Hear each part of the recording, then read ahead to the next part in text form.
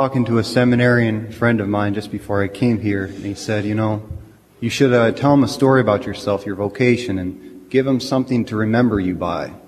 And I thought about that. Then I said, no. I'm just going to talk about Jesus Christ, because that's the only thing I want them to remember me by, is that I talked about Jesus Christ. And that's enough. I've been studying to be a priest now for almost 10 years. Since I'll be 40 next month, so you can understand. No, I'm joking. I've been since I was 20 years old, but I've come to one principal conclusion in that time.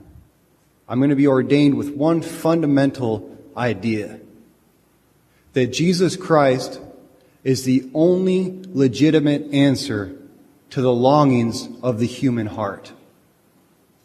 To be a human being means to live with an emptiness within all of us. That's something we all have in common. And that emptiness desires always to be filled. And that desire we call love. Now, there are two types of love that the human being can manifest: need love and gift love. Need love says, I love you so that you can fill my emptiness. I love you for me. Gift love says, I love you so that I can fill your emptiness. I love you for you. But the catch is, as human beings, we can only offer gift love when our need love is being satisfied. Kind of like a well. A well never gives of its own water. It always receives its water from another source before it can offer it. It's the same thing with the human heart. We can only offer love when we're receiving love from another source.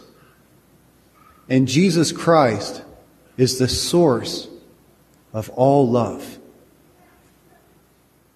Jesus Christ is the only one capable of responding to our need love, because Jesus Christ is pure gift love. He's continually emptying himself in order to fill the deepest parts of ourselves.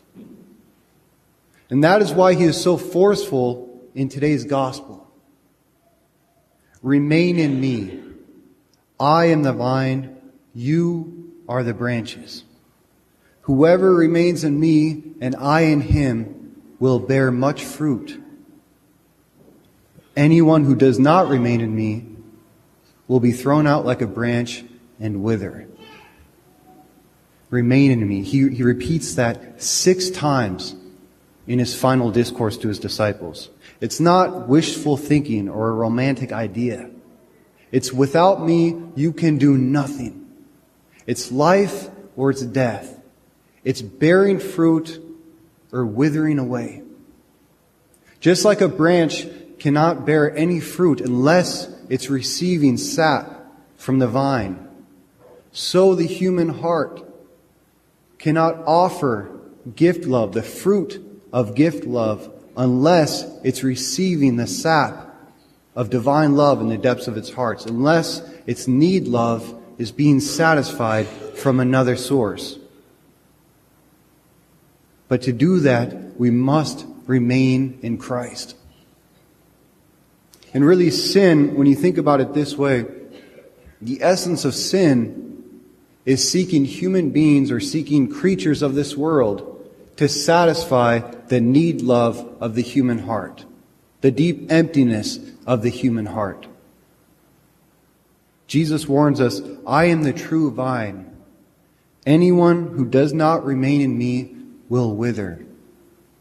When we stop remaining in Christ, when we stop looking to God, we begin looking to the things of this world to satisfy the deepest desires of our hearts. We become like the modern day Babel, trying to create our own heaven on earth within ourselves without God. We disconnect ourselves from the true vine, and then we become obsessed with finding a new vine to give us life, a new something to satisfy our deepest desires. be honest, especially in the generation coming up, I believe that's why there's so many divorces.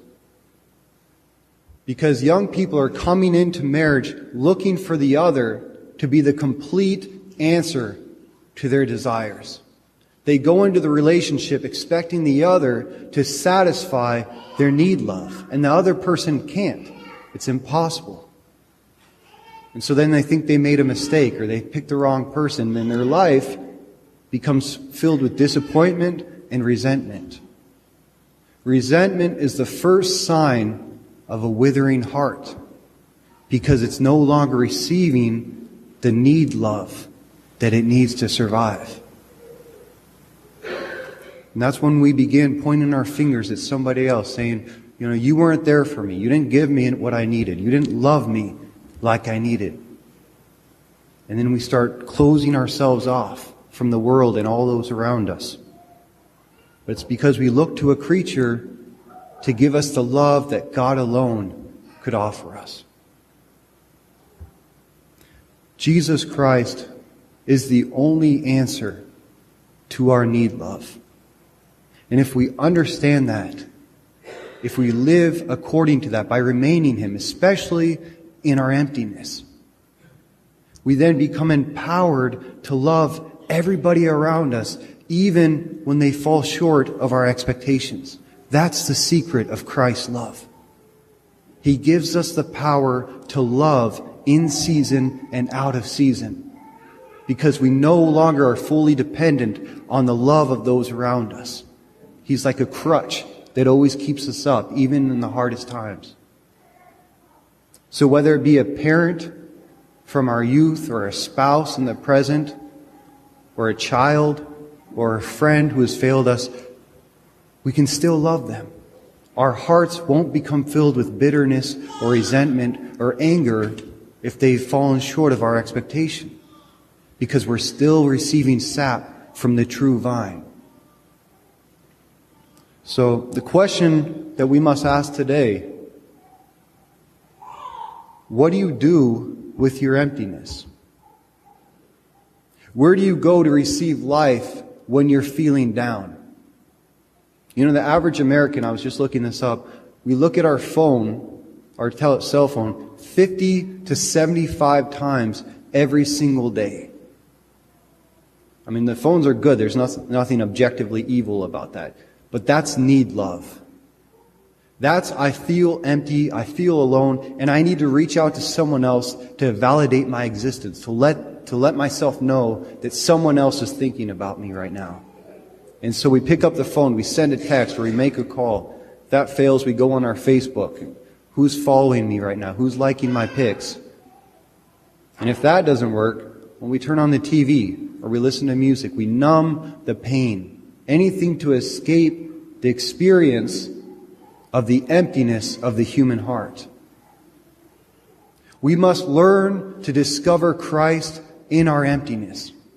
Every single day, 1,000 times a day, because that's where the true, authentic relationship with Him is built, in the emptiness, because our emptiness was made to be filled by God alone.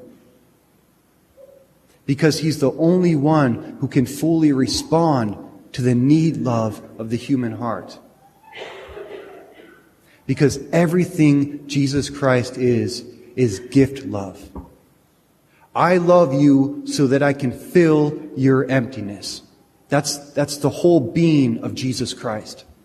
That's what He cries out to us from the cross. I love you so that I can fill your emptiness by pouring myself out for you. That's what He says to us every single time we come to the Mass. Take this and eat of it. This is my body given for you.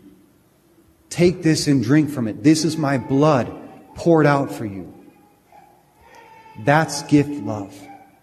That's what we're all longing for, because that's what we were made for.